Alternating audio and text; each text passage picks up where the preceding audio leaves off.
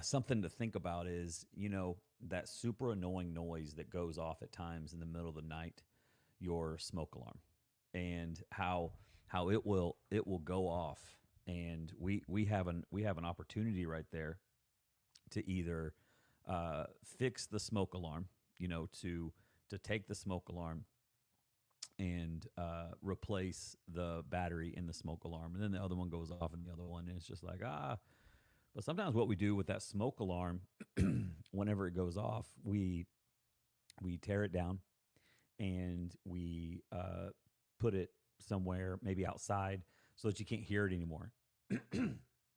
And then what do we do? We like, where's the smoke alarm? You look up, and it's there's a space in your on your ceiling or on your wall that the smoke alarm should go, because we took the easy way out instead of the hard way of just going to get a battery, replace it, versus just in our anger, in our irritation, we take it and we pull it down. And if you've done that before, let me know in the comments, because I feel like we have all done that. And the same is true with our mental health. The same is true whenever we just try to take the easy way out instead of really doing our work. And so when we look at 1 Peter 5:6 through 10, when it says to humble yourselves, therefore, under the mighty hand of God, so that he may exalt you at the proper time, casting all your cares on him because he cares about you. A lot of times we go to the Hobby Lobby part of that verse, which is cast all your cares on him because he cares about you, which is a good verse. But look at the comma before casting. There's a comma in verse 6 that leads into casting. Whenever you are going through something and someone is telling you, or you feel like, man, I have cast my cares, I've done everything that I can do, and it's not working. I totally understand that, and that makes sense. And so what I would love for you to do is look at this verse in a whole, 1 Peter 5:6 through 10, all of it. Because in verse 6, before the comma, before the Hobby Lobby verse of cast all your cares on him because he cares about you, it says, humble yourselves, therefore, under the mighty hand of God, so that he may exalt you at the proper time. And when you hear the word humility, you hear the word humble yourself, people can look at that and think like, well, it's just about being humble. Well, really, here's what it's about. Back to the smoke detector.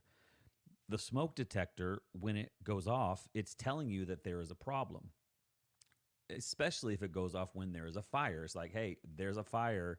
You need to do something about it. Fix the, get out of the house. But when the smoke detector goes off and is telling you it needs a new battery, we have got to humble ourselves and we've got to do something about it. The same is true with our emotional health, is that when the alarm is going off in your life, when the alarm of anxiety, when the alarm of depression, when the alarm of sadness, when the alarm of isolation is going off, what are we going to do? You're just going to all of a sudden cast your cares on the Lord. I know that sounds good. I know that's like what we want to do, and that is a good thing. But I think also we've got to cast our cares, and we need to get help. We need to get help. And that's the humility part. That's the humbling yourself, realizing that, man, you might need to pause. You might need to take a second so that you can actually hear what God is going to say to you. And so how can you humble yourself today? How can you do that? Maybe for you, it's reaching out to a friend.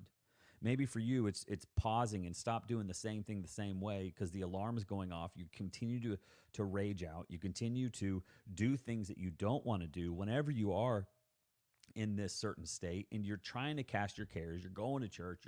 You're doing the devotional. You're doing all the stuff, but for some reason, it's not changing what's happening in your life. And again, I get it. I've been there. But today, I want you to humble yourself. I want you to take time for yourself today. I mean, I say this with, I'm not with passion. I say this with like, seriously, how are you doing? Is the alarm going off in your life, and you keep praying, you keep doing all this stuff, and for some reason it's not working? Well, it's time for you to talk to somebody. Because the more that you keep it in and you act like everything is going on and that you're perfect and things are wonderful, and you go out in town and like, hey, how you doing? I'm good, everything's great, la, la, la, la. And then all of a sudden everybody thinks you're good. No one really knows how you're really doing, because the world wants everybody to be happy and great and wonderful. Whenever somebody asks you if you're good and you just say, man, I'm not good, people don't know what to do with that. Like, well, I'll be praying for you. And they walk off and they didn't pray for you. Maybe they did. I have no idea. How are you doing? Really, how are you doing? The reason I ask that question, the reason that I am very um, serious about that question right now is because this week has been one of the hardest weeks I've had as a coach. Because there is a friend who I asked how he's doing, and he wasn't doing well, but he told me he was doing well. And he's hurting pretty bad. And so right now, how are you doing? How are you doing? Well, I'm doing okay. Or you're doing awful. Man, if you're not doing good, if you're really struggling and the alarm is going off in your life and you've tried to cover it up, you've tried to replace the battery, you've tried to do all these things, I want you to reach out to me. Do not do it alone any longer, because I'm telling you, tomorrow needs you. Tomorrow needs you. No matter what you're going through, I would love to help you take the next steps in your life. I am so tired of hearing how people are struggling so bad alone, and they just get straight into drugs. They get straight into harming other people and themselves, all because they weren't willing to take care of themselves and invest in something that really matters, which is your emotional and mental health. I want to meet with you. I want to help you. Well, what is that? What's the investment? Man, I just reach out to me and we can talk about that, because you're so willing to invest in things that don't matter, like the drink that you're drinking right now, or like the food that you just went and bought. I mean, what's your bill of the food delivery service that brings the food to your house every single week? What's that bill cost you?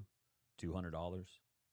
What's the bill cost you of you going out and drinking and doing all the stuff, or what's the bill cost you of the different porn sites that you have subscribed to just to help make you feel better in a moment? What is that costing you? What's that cost you?